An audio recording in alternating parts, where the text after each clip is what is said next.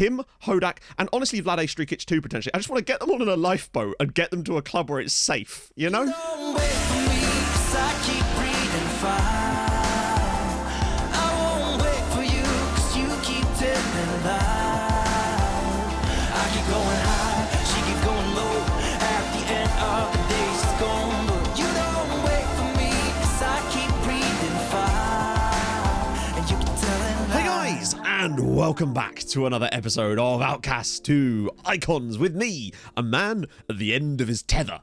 If, of course, you have enjoyed the series up to this point, through all the madness, drop a like on the video. Absolutely helps out the channel a buttload. So, you have to laugh. And I should stress, obviously, that the difference between me and the character of the manager for this save obviously are quite simple, and I do think it's important occasionally to just drop the facade and like reference this. Now obviously I as a creator actually quite enjoy the randomness of some of the stuff that happens because it's interesting, it creates interesting stories, fun scenarios and stuff like that, but at the same time I'm obviously still going to complain about it as Kim Min, because of course you'd complain about that. You imagine if that was your club and the manager just started going, no, it's fine, they're selling all the players, it's totally fine.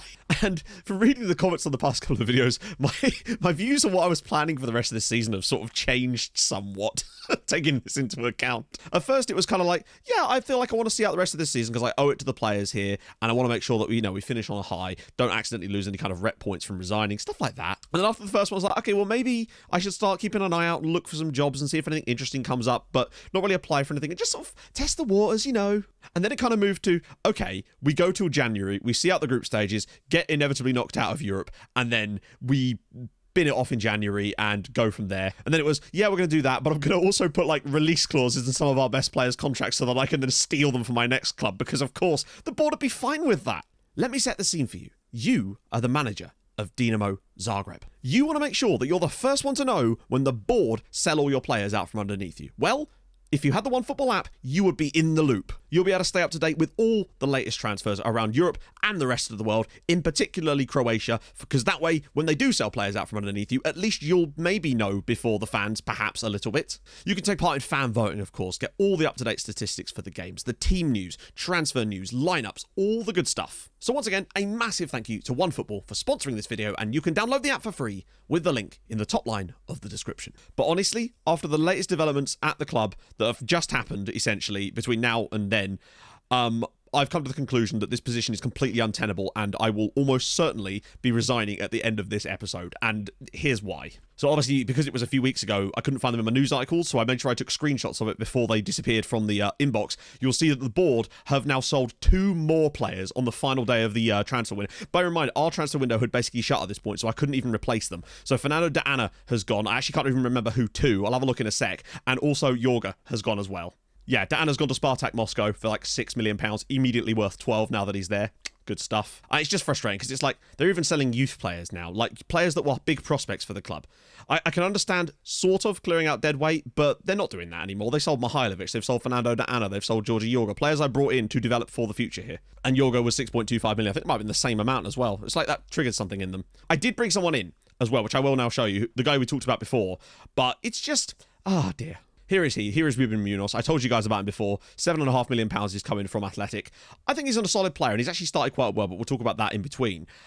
Yeah, I think kind of what it is it's almost like they stopped for a bit, and then I brought in a player to actually like bring us a bit of depth again and actually have some strength for the future, and then they immediately saw the amount I spent on him of £7 million and just started selling players again to cover the difference.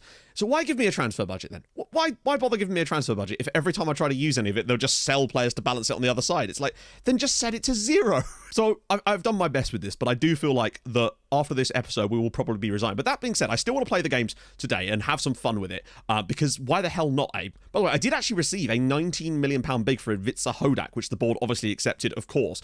That one I would have almost understood because it's a big sum of change. That's more than we've ever been offered for Strikic from Spartak. But when I protested that one, Spartak came in for Fernando de Ana. I protested that one, and then because they then went over my head and got de Ana to Spartak, I think that cancelled the deal potentially for Hodak. So at least we managed to keep hold of him, but he could have easily gone as well. In a little bit more positive news, Pav got his first Croatia cap, and I'm super happy for him, and I just want to save him. I just want to save him. Him, Hodak, and honestly Vlade Strikic too, potentially. I just want to get them all in a lifeboat and get them to a club where it's safe, you know?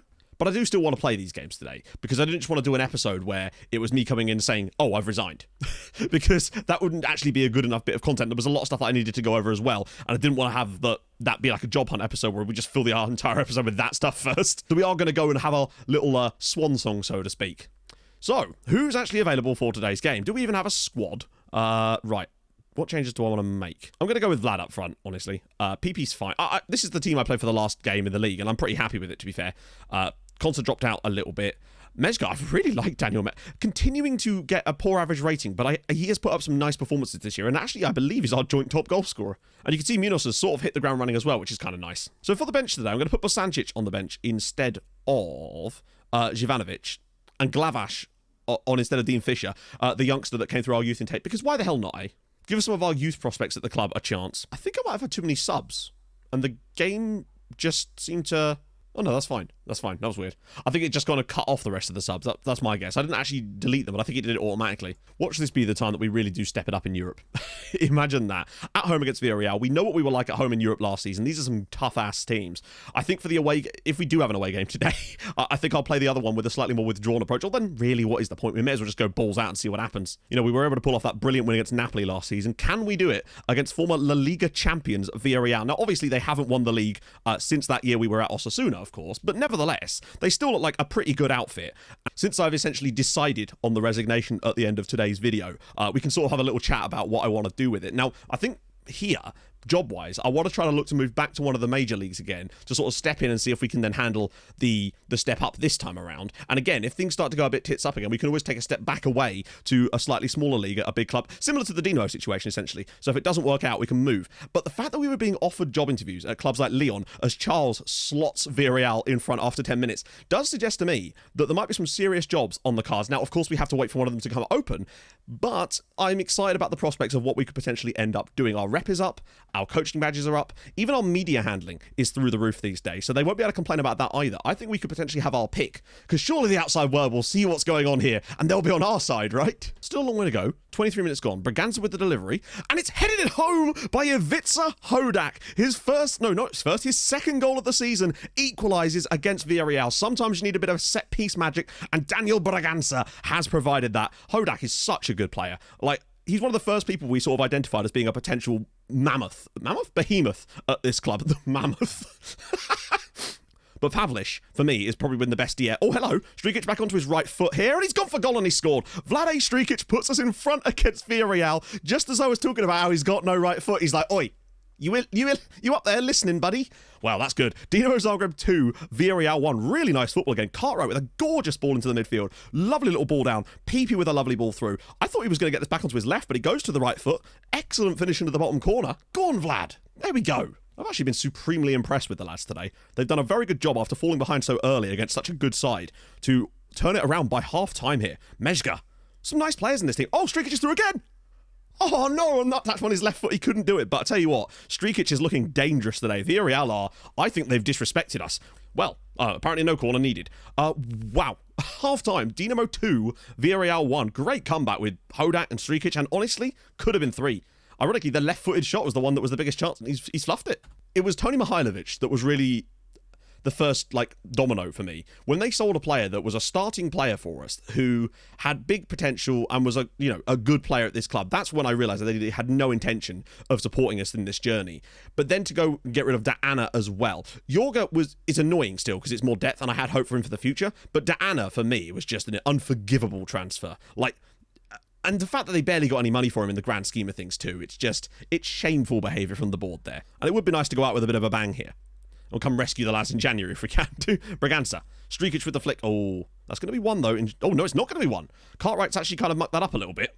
Torres now through for Villarreal. He's got tons of space. He's got a load of touches here, and oh dearie me, Yanis Hadji with the equaliser for Villarreal.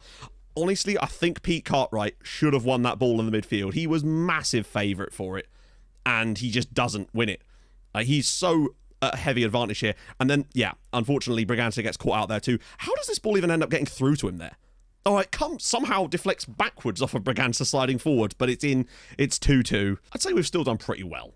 considering they are a very, very good side. And we're not currently losing to the Pavlish's ball. It's knocked away. And is that going to be a penalty? It could well be a penalty to Dinamo Zagreb with 10 minutes to go. The 3 players around the referee already think it is a pen. He's taking the long route. Back in a sec. Yep, there we go. Big chance. Vlade Strikic with 10 minutes to go could potentially slot the winner home for Dinamo.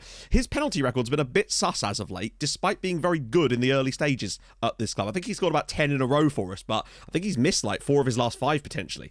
But I still trust him. It's a yellow card for Egune, and now is a big, big chance for Dinamo. On his favoured left foot, 10 minutes to go. Can we get what would be a pretty historical win for us? Come on, Vlade. You can do it, buddy. And he slots it home. Dinamo 3, Villarreal 2. Vlade Strikic's second goal of the night. And I think he's deserved that. This would be a massive, massive victory for the lads.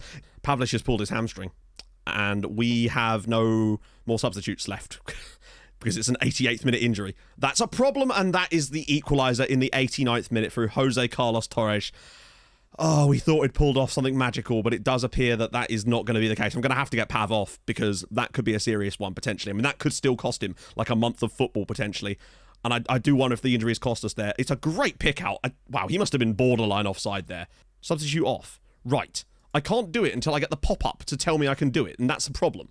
It won't let me do it because it's only a yellow injury, even though it's a pulled hamstring, as Charles is now through. Big tackle on him as well. Torres out wide right now for Villarreal. It's a good block on him right now. Hopefully I should be able to get him off once this clears here. There we go. God, that was a bastard to find the menu. 93rd minute. Hadji, there's a man free at the back. No, Charles makes it 4-3 to Villarreal. Yeah. I thought we were about to pull off a miracle here, but Villarreal have found an extra gear essentially in stoppage time, just straight across the box. Guy just doesn't go with him. Dinamo 3, Villarreal 4. And I thought that goal for Vlade Strikic had won us the game, and it hasn't. In fact, it's not even got us a point. It was such an even game right up until those 2 goals right at the very end. We were just completely neck and neck in this one. And then that happens. Right around the time Pavlish got injured and we had no more subs left. And I know that's like, don't make all 3 subs, but it was the 88th minute at that point. Yeah, that's frustrating. Well, it isn't. It's kind of what we expected, but damn, we nearly pulled off a bit of magic. Right, some games off camera. Back in a sec for our second Europa League game, and possibly our last. Right, guys, we're back. I decided over this period, obviously not in the first 2 games as much, to just try out some of our slightly younger players to give them a chance to get into the squad and see what they could do in some of these games, just to try them out, scout them a little bit for myself for, potentially another club or something. There's not actually a lot of jobs available at the moment either. Hilariously, the board had the call to offer me a new contract, and I was just like, yeah, I think that money might be better spent elsewhere. Like, I don't know, selling more of our players. So anyway, at home against Šibenik in the first game, PP drops it outside here. Roberts gets the ball, great cross in, and there was Daniel Mezga slamming us in front after just 2 minutes. He's such a good player, Mezga. I've really enjoyed his work for the club. He then wins the ball here, and oh my god, look at this for an assist. Look at this little Rabona assist. Drives it in, and there was Jovanovic, 2-0. But Mezga absolutely ran the show in this game. Great performance from him. Solid defence from the rest of us. 2-0 win. Then it was away against Rijeka in the league. 24 minutes on the clock here. Strikic dropping it off. Cartwright driving to the byline, whipping it through. And there was Ruben Munoz for his first goal for the club. Nice to see him getting in there. He's actually won Player of the Month. And you'll see why in a sec. Pavlish with the ball this time outside to Munoz. Good shot. His second shot eventually deflects back to the path of Daniel Mezga again for 2-0. So another goal for Mezga. And a really strong performance on the night from Ruben Munoz. A goal and an assist for him. Fair play. Then against Dugopolia, I decided to start rotating around a little bit and give some of the youngsters a bit more of a chance. So I actually started Bosancic up front, and he rewarded me. A goal in 28 minutes, Juraj Bosancic, what an absolute lad, 1-0 to us, with him scoring the goal. Rasio Petrius also started in this one too, Gigovic getting a bit of an experience in the team too, Braganza getting the ball out wide, dropping it through, and there was Bosancic again, 2-0, and Bosancic scores another one. Moments later, directly after half-time this time, again, Munoz getting the ball out on the left-hand side, driving into the penalty area, whipping a ball through, and there was Dean Fisher to make it 3-0. But great performance from Bosancic, another good performance from Munoz, just everybody doing their part. We then had a cup game away at Zagora, so I rotated even more. Even Regan Booty started this game. Cartwright with the ball through, Munoz's header deflects down, and there was Josip Glavaš, just turned 17, to score his debut goal for the club, which was really nice. Not his debut, sorry, his first start for the club. Booty then getting the ball out on the right here. Braganza knocks it through. There was Glavaš on the end of it again. A brace for the 17-year-old. You just love to see things like that. And then as the game wore on, we start to get a little bit better. Braganza with the ball through, Basila rising highest at the back post to make it 3-0 on 70 minutes, just sort of really killing this game off. But as the floodgates began to open towards the end, again, Munoz getting the ball, finds Glavash, dinks a lovely one in, and there was Vlade Strikic on the end of it. So a goal and an assist for Strikic, for Glavash. And then Munoz with a header, ball in, and there was Hodak on the end for 5-0. Good result. Glavash was superb. 2 goals and an assist for the 17-year-old on his first team, debut start, which was incredible. And again, great from Munoz. And lastly, we hosted Lokomotiva in the league. A game that's been historically quite difficult, but look at this for a finish from PP. Gets it back onto his left and just drives one low and hard into the bottom corner. He can do that. He really is an excellent, excellent player. But then he thought, you know what, I'm going to go one better with the terms of the quality that I could put up for display here. Ball in here, comes back, first time on the volley, off the post and in for 2-0 and another goal for PP. Then into the second half, straight after half-time here, it just kept on going. Pete Cartwright getting the ball on the right, finds Rocco Simic, lovely ball whipped in. There was Ruben Munoz with a great little stooping header to make it 3-0, and we still were not done. 64 minutes this time, Braganza getting the ball out on the left, drops it back for Gigovic, in it comes eventually. There was Munoz, his little pass inside for Glavash, and it was 4-0. Another great performance from Glavash. Munoz was superb again. That leaves the league looking like this. 7 points clear, 9 wins out of our first 10. We're just driving away. And I feel like even in spite of all the board's meddling, we've still made a hell of a team here. But you'll notice that Ruben Munoz, since joining this club, is now the best average rating player in the league. He's got 2 goals and 5 assists in the league in 4 games and won Player of the Month. Today, away at Olympic Lyon, it's probably our last game in charge. And it's a sad time because I've really enjoyed the team that we've built here. And I hope that we can build that at another club. But the club has made it untenable for us to really stay. And again, the timeline on me leaving was definitely being pushed up a lot by their antics as of late. And obviously, were this to be a one-club save, it's very different. But in a journeyman save, you have to think that a manager in this position would be like, nah, I've had enough of this. I can do better elsewhere. And I intend to go and do that exact thing. But maybe we can leave with a bang. You never know. So obviously I will do a selection advice because we've been playing a lot of rotated players. But I'd still be tempted, honestly, to give a lot of them a bit of a chance in this. Well, Zivanovic is a ball-winning midfielder. I have to give the credit to the assistant for the Braganza thing, but that is madness. Yeah, I don't think I want him playing as a ball-winning midfielder somehow. With his wonderful 7 tackling, 6 marking, and 7 positioning. No, he's not suspended. He's just not super fit after that pulled hamstring. He's only just back. I've resisted playing him, but we've got to give Dinko one last run out in front of us. Glavash is too knackered to play here. PP is a similar story. Jeliver definitely to the bench. The issue really comes with, after you go past Basila and Konsa, the only other centre-back we really have is Hodak. Other than, no, literally, that's it now. Because you have to look to the likes of, I'm going to start Simic instead of Fisher today, though, because it's Rocco Simic. You've got to give him a chance. Mezga in there as well. Yeah, I think that's fine for now. And honestly, had the antics of the board been what they were, I would have very much just taken that job interview. We may not have got it, but I definitely would not have been quite so blasé to turn it down. I guess at the time, I think we'd only lost Kem Campbell, and I was like, well, you know, it happens. We've had that sort of stuff with Tromsø before, where every couple of seasons the board would sell a player randomly, and I guess it was like I wasn't too fussed about losing Kem Campbell, but I had no idea what was about to happen. I think in grand total, we've lost 8 different players this summer to the board accepting offers from underneath us. That's 8 players. And I think I've sold 2 myself that I actually wanted to sell, and it's just been a bit of a mad one because we've had to make transfers to try and cover gaps, and the moment we do that, they just start selling more players. So it's been a bit of an uphill struggle for us here, and it's a shame because I would have liked to have tried to build something here, but I think they've made it very clear that that would be completely impossible for us because they would deliberately stop us, it would seem. Priority list, so to speak. Glavash as well, to be fair. The youngster looks really, really quality. Bosancic is a tiny bit older and might not have quite such a high potential ceiling as Brahim Diaz